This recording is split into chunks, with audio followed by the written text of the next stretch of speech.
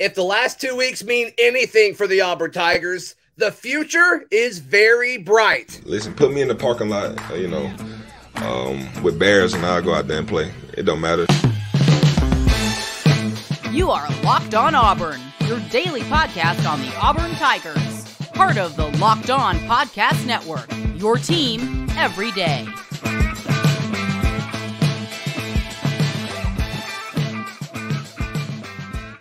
Yes, welcome on into Locked On Auburn, your daily Auburn Tigers podcast. I'm your host, Zach Blackerby, and thank you so much for making Locked On Auburn your first listen every single day. We've got two guests today, Lindsey Crosby and Daryl Dapprich, both help out weekly here on Locked On Auburn. I'm not positive about this ship's Wi-Fi, so if it drops out, it's you two guys carrying it the rest of the way, but guys, man, the last few days, if there's any sign of what's going to happen for Auburn football in this program moving forward, sign me up for some excitement. I mean, the addition and flip of Connor Lew and the flip of Tyler Johnson.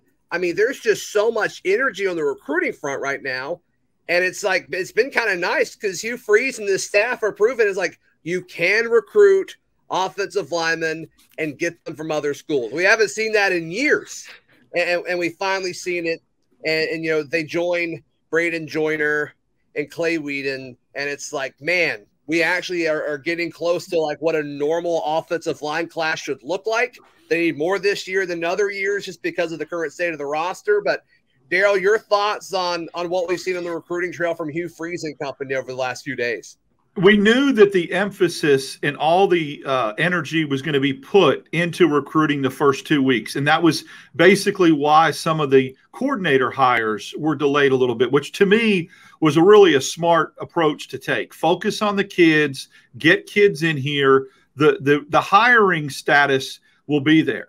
And one of the things that I'm very excited about, that I'm so glad that this staff is taking this stance, is that everybody has this false narrative that to have a good offensive line, you have to have a bunch of 5 stars. And you don't. You need depth. Now, 5 stars help. I get it. 4 stars help. And Auburn's got a couple of those. But when you're talking about offensive linemen that take the longest to mature and develop, a ton of high 3-star, low 4-star kids end up being all SEC players. It's the only position, I think, along with defensive line maybe, but defensive line can make more of an impact when you have higher stars. It's the only position group that you need quantity. Quality's great, but you're going to find quality in the quantity. So get 6 or 7, and don't say, well, that kid's not a 5-star, so I don't think I'm going to sign him. That was Harson's theory, and he wasn't signing any 5 stars anyway. Get as many bigs that you can get and then develop them. And if you're high on your offensive line coach like they are, Thornton, in 2-3 years, you'll have some bodies that are studs. So I love that approach. I love going after big numbers along that position group. Yeah, I made the joke with John Garcia, our recruiting expert that joins us every now and then here on the show. And he's like, well, you can't sign 10 offensive linemen. And I'm like, why not, John? Why can't we sign 10 offensive linemen? Especially this year. Yeah. I wouldn't scoff at that at all. Right. Yeah, just get to 85 this year, right? There's no signing limit. So if it takes 10, by God, get 10. And the way that I view offensive line recruiting, and because I'm the guy that I am, I bring it all back to baseball, is it's very much like pitching. Like it takes more guys to get the same level of production compared to every other position. And it's because there's just so much that we don't understand about offensive line traits at the high school level that pay off in college as compared to a dynamic ball carrier who you can see him jump cut and outrun 3 guys to the end zone. You're like, okay, yeah, he gets it. He can play in the SEC right now. Offensive line, it's so hard to project out the development on those guys. I feel like I'm in church right now, sitting in the front pew, because I want to say hallelujah to that, because it's the analogy with pitching is incredible. And I think one of the things you need to look at is if you get 10 offensive linemen and you get that quantity, guys, then you can be diverse in position groups amongst the offensive line. Get a couple centers, get a few guards, get 5 tackles. You don't have to sign 7 guards like Gus Malzahn seemed to like to do, right? I mean, go and get a few centers, a few guards, and that it doesn't matter if they're 3 stars. The diversity in the position group and by position, to me, is more important. So of these guys that we have on our class so far, Clay Whedon, Braden Joyner, Connor Lew, and Tyler Johnson, which of these guys are you most excited about in regards to path to playing time, instant production, instant impact? Lindsay, we'll start with you. So to me, looking at the size of a Braden Joyner, right? 6'2", 330 on the interior. To me, it feels like physically he's probably the most ready. We know that Auburn High School is a good high school program, played in the state championship, got beat by a 7th grader, but that happens sometimes when they're very good. But I wouldn't count out Connor Lew. From what I understand, from what I've done, I know he's a little bit undersized, 6'3", 280, but from what I have heard and what I have read, he can set protections. He is very good with the mental aspect that you need at center. So I think both these guys are good candidates to get early playing time. Yeah, Connor Lew is mine.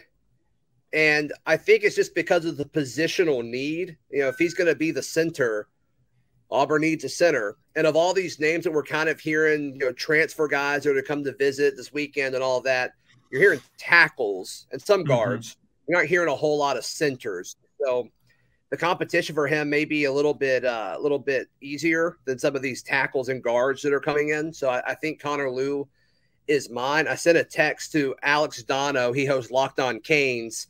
I sent him a very nice, festive text message after the news, and I said, Merry Flipmas. And he's like, dude, happy for you guys. We honestly think he's like the best center in this class. And so we'll see. We'll see what happens. And traditionally, centers are rated a little bit lower. It's hard to get 4 or 5 stars as a center. And so don't be a lot of the places have him as a 3-star, so don't be turned off by that. Daryl, these 4 offensive linemen, which one gets you the most hype? Well, I have to just dejectedly say you stole all my thunder, because exactly what you said is exactly what I was going to say. But that's okay, brother. You know, Crew's life kind of has you doing those things. I think that just because of positional need, right? I agree with you 100%. And that's what I was going to say. Positional need. It looks like Auburn's biggest need to fill, even with Tate Johnson coming back, is the center position. And we saw that this year with revolving door at center. So that's why I think Lew is the number 1 possibility to play. But I agree with Lindsay. Remember, Joyner can play center. He can play center. So if that's the case, you know, I don't know how high I am on Tate Johnson and Jaleel Irvin. So center seems like the path of a recruiting class, the high school kids, most to playing time, because I think Auburn is going to, along with Jeremiah Wright and Zaire, I think Auburn's going to bring in some massive guard and tackle transfer portals that are going to come in and step in and play right away. Therefore, the high school kids will not. Yeah. Yeah. All right. So I know there's a lot of energy about recruiting and all that goes along with that right now. But as far as 2023 impact, it's all about these coordinators. What should we think about these coordinator hires? We'll get Daryl and Lindsay's thoughts on that in just a moment. It can happen so easily. You're out with your friends or coworkers. You're putting back a few drinks, and a few becomes a few too many. It's time to go. And for a moment, you think of calling for a ride, and you say you're a good driver. You live nearby. You can make it home okay. What are the odds you'll get pulled over? And even so, what's the worst that could happen? You lose your license, you lose your job, you lose your car, or you kill someone. It only takes one mistake to change your life or someone else's forever. Play it safe and plan ahead to get a ride, drive sober, or get pulled over. Lindsey Crosby, Daryl Dapprich, our guests today. All right, so Auburn hires Philip Montgomery, 1L, can't stress that enough, and Ron Roberts to lead the defense. Daryl, we have Roberts with 1S. Correct. And one N. One N. Yes. Daryl with 2 R's and 2 L's. What are your thoughts on these 2 hires? First of all, I have the opportunity to publicly give props to our man up there, Lindsey Crosby, who, if you remember, when we did the reaction show with Charlie Five right after Hugh Freeze was hired and we started throwing out potential candidates, Lindsey was the only one on any hot board, any website that mentioned, and Ron Roberts was his first name that he mentioned. And then, like, right after that, he got fired. So it kind of settled down. Not that you were the kiss of death or anything, Lindsey, but I think that when I go back and look at some of the Wait, you said Roberts, Lindsey? Yeah. Oh, he did. Go back. Yeah, he was his first name that rolled off his lips. The very first name that rolled off Lindsey Crosby's lips was Ron Roberts. And because I'm Rain Man, I remembered that. I mean, we were quad box in here when it happened. Yep, sure was. Props. Okay, it was the Q3 show when we Correct. When he got hired. That's when you said Correct. It. Yep. What made you say his name, Lindsey? So kind of looking at the idea of finding a guy who could be the head coach of the defense, right? And honestly, we had been talking a lot about potential, like who would be the offensive line coach, who would be the offensive coordinator. And to me, it just felt like the situation we were in, and it's the reason we talk about Roberts now, is the ability to manufacture pressure and having lesser athletes. And at the moment, we're going to have lesser athletes in some of these other teams. And so it made sense to me as a guy who can do more with less compared to, I mean, anybody can take a bunch of 4 and 5 stars and make a pretty good defense. But Roberts did it at Baylor, and him shutting down, part of it too was a little bit of spite at Lane Kiffin. And I was like, okay, who's done well against Lane Kiffin? Well, Ron Roberts and Baylor shut them down in the bowl game. So that was Oklahoma and Lincoln Oklahoma. And stinking Lincoln Riley, which is not easy to do. So I agree. He can take 3-star guys and schematically do some things. And I think at Auburn, he'll get better talent on the defensive side of the ball than he did at Baylor. And so I think it's a great man. His resume is outstanding. His veteran experience, his way to relate with players. I love the hire on that aspect because schematically he's done more with less. Mm-hmm. And right now, and he's also very, very good against the spread. He's very good against that no huddle, throw it all over the yard. And look, this isn't the SEC of 20 years ago. This is the offenses that you're going to face in the SEC. In the Big 12, with that wide open run and shoot, spread it all over the place, throw it all over the place, offenses they run, and the SEC transitioning to that, that's especially why I like the hire. Yeah, I think it's a solid one. And the more I think about it, the more I like it. So yesterday's show, we had Drake Toll, host of Locked on Baylor, on, and he wasn't a fan of the hire. And a big argument of his was that it was really Aranda's defense. But it's like Roberts hired Aranda. Roberts taught Aranda the defense. So like, I don't know if that argument holds water, if I'm being honest. Yeah, it was at Delta State in 2007. Aranda was defensive coordinator under Roberts. And that kind of overlaps. I graduated Division II Valdosta State in 2008.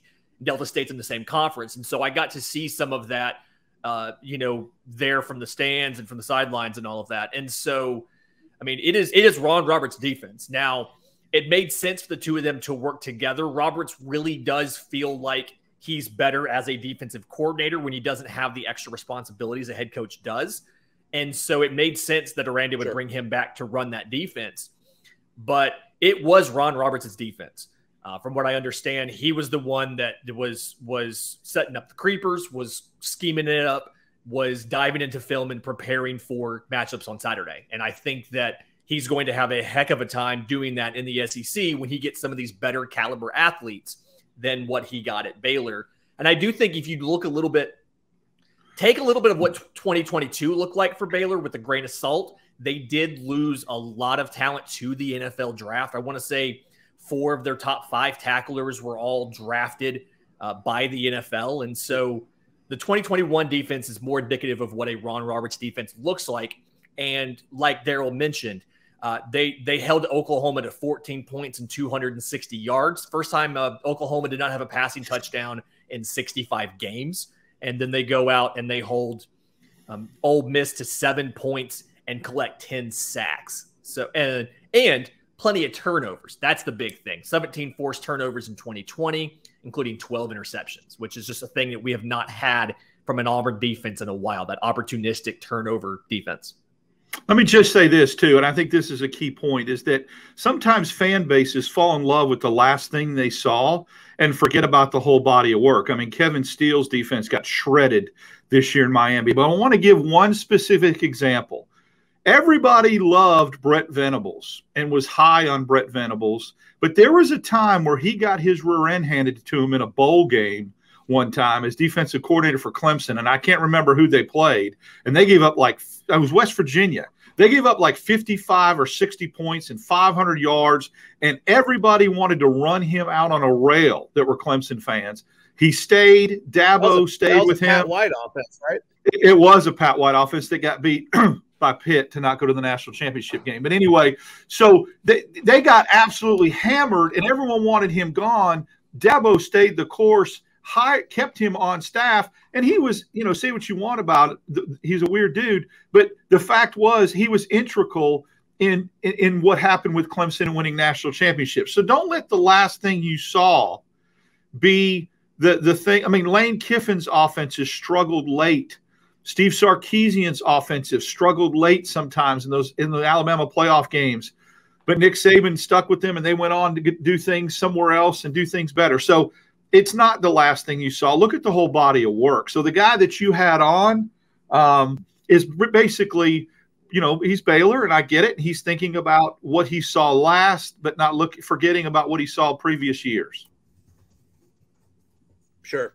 All right, so who are some of these players that can stand out and take a big step because of these coordinator hires in 2023? We share our answers in just a moment right here on Locked On Auburn. Today's show brought to you by our friends at betonline.net. It is your number one source for all of your betting info, stats, news, and analysis. They've got more props, odds, and lines than anyone else on the interwebs, so you want to be sure to check out everything they have to offer, whether it's getting ready for the bowl season, whether it's getting ready for the college football playoff games. The NBA is going on, college basketball is going on, whatever it may be sure to check it out. BetOnline, it's where the game starts. Lindsey Crosby and Daryl Dapprich joining us for this whole special show because I have no internet whatsoever, and you guys are both incredible. So as we discuss these coordinator hires, and I think we can definitely see some upside from both of these decisions, let's both share an offensive player and a defensive player that benefit and could take a big step next year with these hires. Daryl, you want to go first on this one? I will. We didn't touch on what Phil Montgomery brings to the table. Let me just say this: another example of a narrative of the dude got fired. Yeah, he got fired as a sitting head coach. So did Will Muschamp, but people would have walked over broken glass to get him. Steve Sarkisian got fired from USC and Washington, and look how well respected and wanted he was. So Phil Montgomery's a guy that Robert Griffin III said, if you're a quarterback in any kind of system, you're going to love playing for him. So the obvious one is Robbie Ashford. This guy's kind of been a quarterback whisperer with Bryce Petty, Robert Griffin III, Case Keenum. So I'm going to go with Robbie Ashford with the caveat of a 1 and a 1A.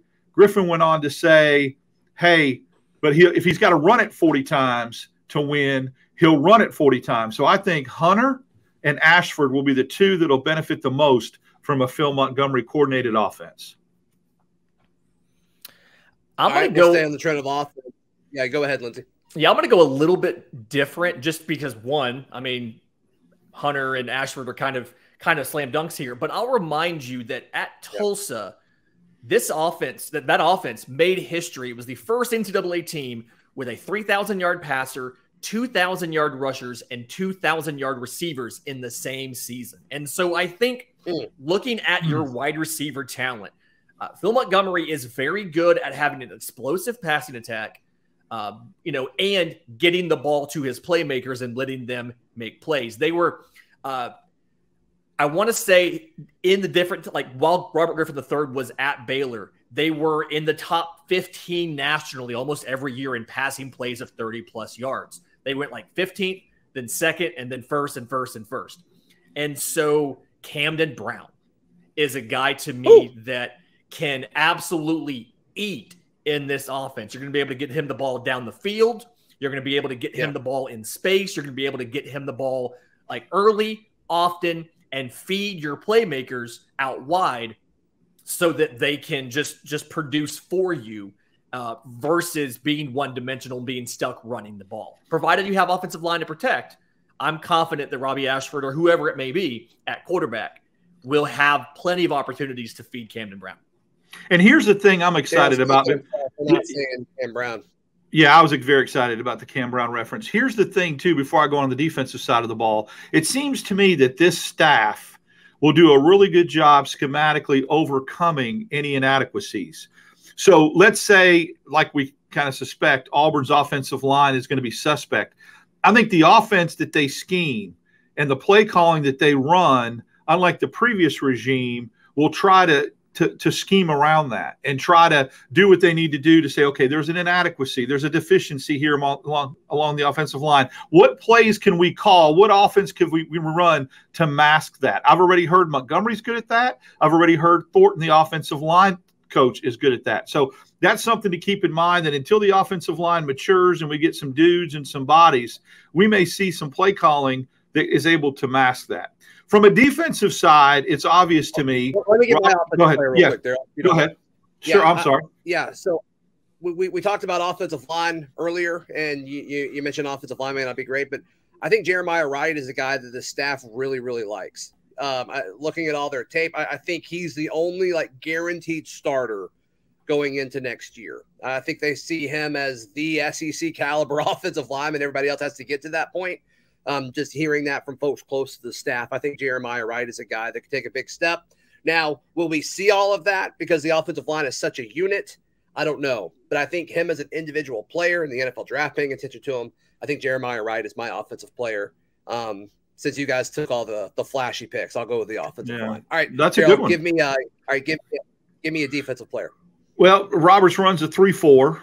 And I just think Jason Jones is going to absolutely have a monster year and is going to eat from that position in the nose guard. I love it. I think it's going to be a great type of scenario. And look, people think that 3-4 defenses, that the nose tackles, all they do is, engage with offensive tackles and basically are used as pluggers and people that are engaged with them so the ends can get upfield and that kind of thing. I think Jason Jones is talented enough and strong enough that he's, whipping the center and the guard in this 3-4. I really like his potential, and I think he's going to benefit the most from a Roberts-led defense.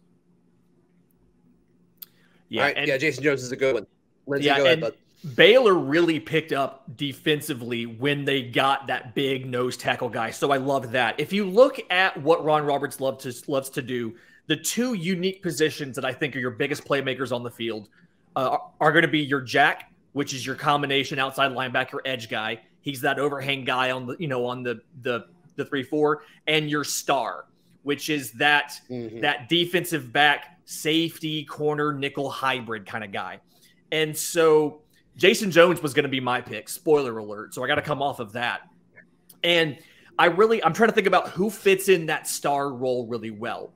At Baylor, the guy who was the starter at star led the team in tackles for loss every single year, no matter who it was, because that's how that scheme is set up. And so find a defensive back who is not afraid to get his nose dirty in coverage or in run support, who can cover in the flats, cover tight ends, cover shallow zones, medium zones. He's a little undersized for it, but it feels like Donovan Kaufman is a guy that can play down in the box when he's, to an extent, given his size, 5'10", 205, can cover out wide, can do a lot of those different things. And I think provided that, unless somebody else comes in that is physically more set for the position, or if you see somebody put on a little bit of strength like a Caden Bridges, then somebody like that, somebody in that star position is going to eat in this defense. Yeah, I think Donovan Kaufman's that guy right now. We'll have to see who steps up there. And he's the best safety on this roster too. So, maybe they want to use somebody else in that role. But, I think it's Kaufman. I think it's a good answer. I'm going to go with Cam Riley, because I think we're not hearing a whole lot of smoke about other linebackers. And so there's a chance that he's going to have a big role on this defense. And the last staff wanted him to have a big role, and I think some injuries kind of held him back a little bit. But Roberts is a linebackers guy as well. At Baylor, he was the defensive coordinator, but he was also the linebackers coach. And that's kind of where, and I talked to Drake Toll about this at Locked On Baylor. Baylor's linebackers were really, really good. And so maybe that'll help. Maybe that'll help a guy like Cam Riley kind of take that next step, because physically he checks every box that you want, right? It's just that instincts. Can he take that next step there? Cam Riley's my pick for this. So, guys, thank y'all so much for stepping in. I really, really appreciate it. Daryl, how can people check out everything you got going on? Then Lindsay. Yeah, DAP6410 at Twitter. Monday mornings, Auburn Opelika this morning with our good friend Ben Taylor about 7 to 10. We do a sports segment till 7:30. And then obviously I'm on here with some reaction shows with basketball and football. I'm on Twitter at Crosby Baseball. My show, Locked On MLB Prospects, available wherever you get your podcasts and on YouTube. You can find the Auburn writing, auburndaily.com, and the merch, aushirts.com. You can find all my written work at auburndaily.com as well. And we will be back tomorrow. This has been Locked On Auburn.